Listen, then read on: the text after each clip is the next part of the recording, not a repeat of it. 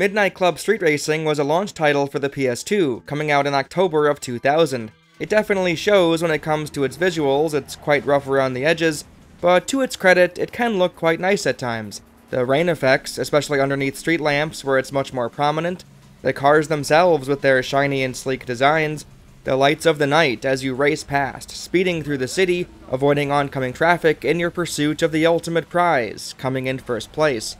That's the goal of any racing game, of course, but Midnight Club has a few gimmicks up its sleeve. You're plopped down in an open world, essentially, and to even gain entry to a race, you'll need to chase down one of the drivers. Watch their red arrow turn to yellow, then after a long enough time sticking to them like glue, barely holding on for dear life, it'll turn to green, and they'll finally accept your challenge. They become substantially easier to track, slow down a bit, and the leniency for being close enough extends by a significant margin. After you successfully chase them to whatever destination they were going for, you'll have finally proven yourself worthy and be granted a ticket to the big show, a street race at midnight. Nothing comes for free in this city. It's not enough to want it, you'll need to earn it. After winning at least one waypoint race against a certain character, they'll give you their phone number, where you can take them on head-to-head in a pink slip match. I mean, that's the idea, but you won't ever truly lose. You'll keep retrying until you get their current car. You can do this 3 times per character. They'll keep upgrading to a better variation of their type of car, which you'll then acquire when you win the next head-to-head matchup. Besides some arcade cruise bonus vehicles, that's the main way of unlocking more cars. You start with a yellow taxi in New York, and by the end of the game, you'll take on the Japanese street racing champion, in London of course, and take her wheels as a prize.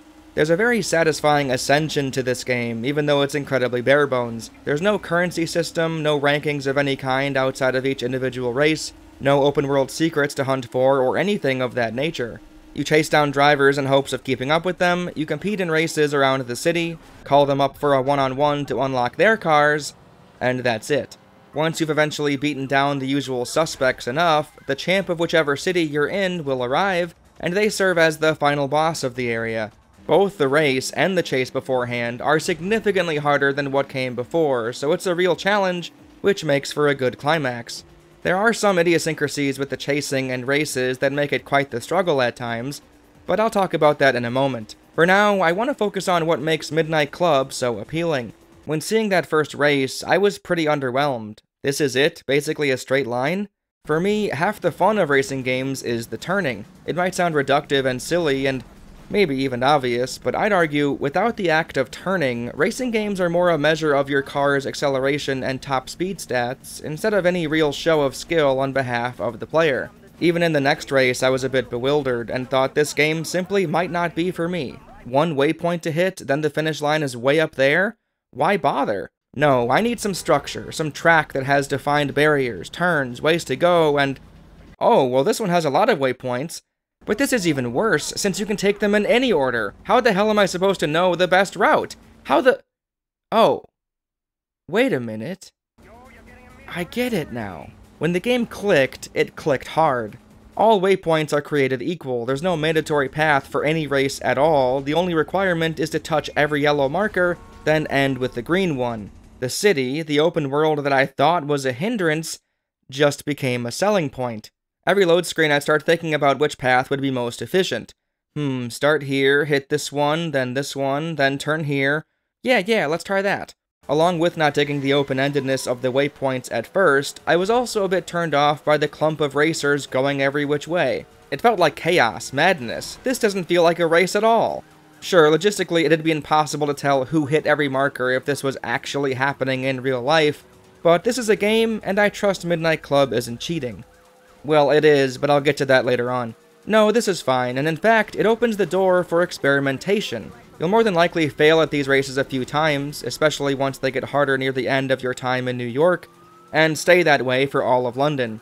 You can use these failures to learn. They can become meaningful stepping stones in your ascension to victory. Follow some of these drivers, see where they go. They're programmed to go a specific route, see if their order of waypoints is more efficient, or better yet, see if they know of any shortcuts. The world is filled with them, so take advantage of their knowledge and use it for next time. The best times I had with Midnight Club was using the main driver's path against them the next time. Sometimes you might have to hope they run into a wall if you can't beat them the right way, but More often, you'll take a tight turn better than they will, you'll boost to get ahead of them on a straightaway, or you'll outgrow their rigid course and find a smarter way to close out the race. The head-to-heads are enjoyable for what they are, but it's rather odd that there's a timer presiding over the race. Even if you're ahead of the other driver, if the timer hits 0, you both lose, and then you get taunted as if you lost? What's that? You crying? Huh? You crying? Doesn't really make much sense. I don't think the timer is necessary. That said, the game does go some way in giving you a slight advantage. Even though you might be behind the head driver, there's a grace period, it seems, where you could still win the race even though you shouldn't have. I guess this makes up for the times I fell through the map when I was nearing the finish line. Easy come, easy go. The driving mechanics themselves are entirely serviceable. It's far more arcadey than it is simulation, and that's perfectly fine. But the discrepancy between what's allowed for you and what's allowed for the AI drivers can be a bit frustrating. I can't tell you how many times a driver rear-ended me, or grazed me gently, and I'd be sent veering off into a wall, completely out of contention, forced to restart. Near the end, to come in first place, you have to get really lucky and hope the head driver slams into a truck or something, or simply have a flawless race. And sometimes even both. One little thing, like a bump from one elevation to the next, a street lamp collision, a scrape of a wall, a love tap from a different driver, could spell disaster. I'm fine with that idea, but it never seemed like the same mistakes counted against the AI as harshly as it did for me. A head-on crash going 100 miles per hour obviously ends my fucking career, but for the Tokyo champ, she phases underneath the other car. Getting her to collide with another driver is already rare, but you can't even count on the best case scenario to give you some breathing room? When chasing the drivers around before a race, it felt like they were colluding with the game's code to fuck you over. They know where their destination is, you simply have to follow tight enough until they get there, but that's really hard when they drive so poorly, when they veer out of control and come to a near dead stop, to the point where you'll either race ahead of them by accident, or slow down alongside them cautiously, only for their car to giddy up and dart off, leaving you in the dust. In this instance, counterintuitively, you want the AI drivers to be on their best behavior. You want them to drive as well as they've ever driven in their entire lives once that arrow turns green. Anything less, and you'll be scrambling trying to figure out how to keep them in your sights, how to both slow down to follow their unpredictable new path, and gain speed to stay on course with them. It's a nightmare at times. Even getting them to agree to the chase can be troublesome in and of itself, especially for the end boss characters. When their arrow is red, they loop the same streets over and over again, and their speed is insane, barely ever showing signs of slowing down. There's a few hotspots you can camp out next to, where you'll know they'll take a super sharp turn or what have you, and that can help, but even still, it's hard to get up to their speed and maintain it when they're in this frenzied state. The most difficult part of the entire game, besides maybe the final race and career mode, was figuring out how to turn the champs of each city's yellow arrow into green. Their cars are night and day ahead of yours, so even if you waited at a straightaway until they came back around, and attempted to meet their speed before they reached you, it might not be enough even still. Once I tried that, and it was the worst case scenario. I made sure to stay ahead of him, since I failed at chasing this guy many times due to not flooring it hard enough. Except on this occasion, he crashed into something and completely stopped for a bit. This would have been such a perfect opportunity to get that fucking arrow green, since it's based on time spent in their proximity, not distance driven, I'm fairly sure, and I wasted it due to random chance. Unbelievable. Something else that caught me off guard was the audio in the game. Not the music, that's all pretty groovy, albeit a bit intrusive. There's no individual audio options or subtitles, so it's a bit difficult at times to hear the words said by the other drivers, both in the menu bios and in the races. Yo, I'm Emilio Sanchez from Uptown, baby. Hold on to your seat. Bro, that's just not fair. Off cricket.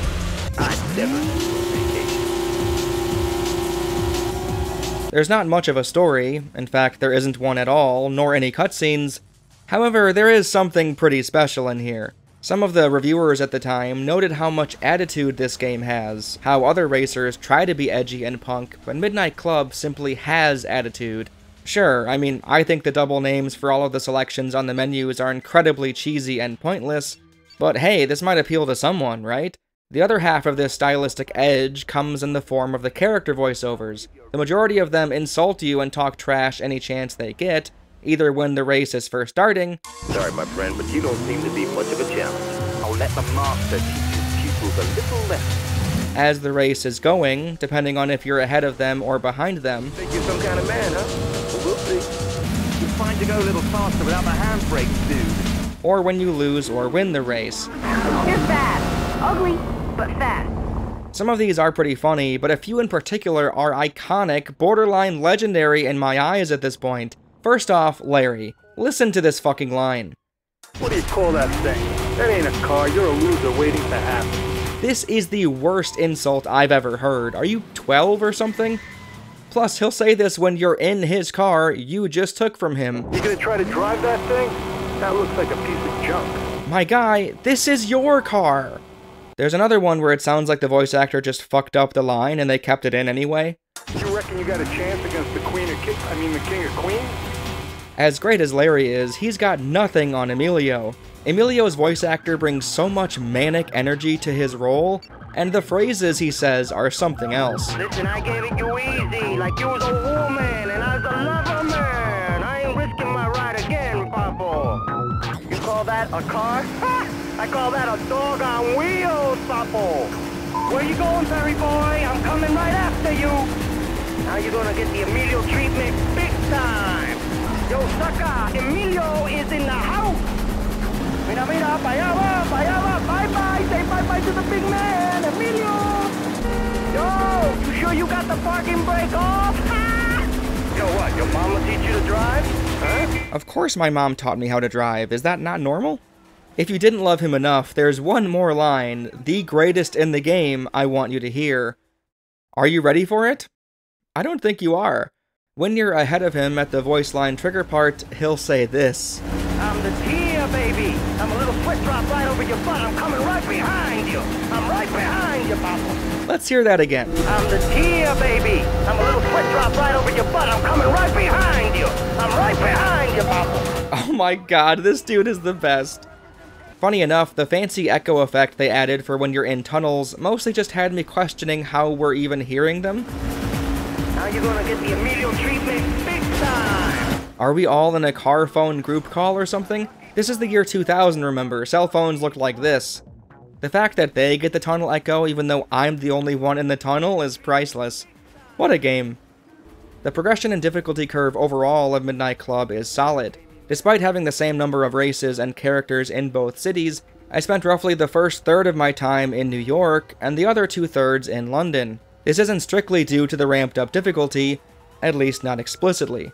Believe it or not, cars drive on the left in the UK. This slight difference ended up being enormous in the grand scheme. So often I'd instinctively go into the right lane and crash head on, or take a tight turn going to my right, only to realize I'm steering into oncoming traffic. It was a genius choice in all honesty. Not only do you get to drive around in a different looking location with its own unique landmarks and visuals, utilizing the street racing premise to get you out of your comfort zone by simply going to a place where everything is flipped is organic, elegant, and incredibly clever. Another thing I saw from reviewers was the question about the long-lost third city.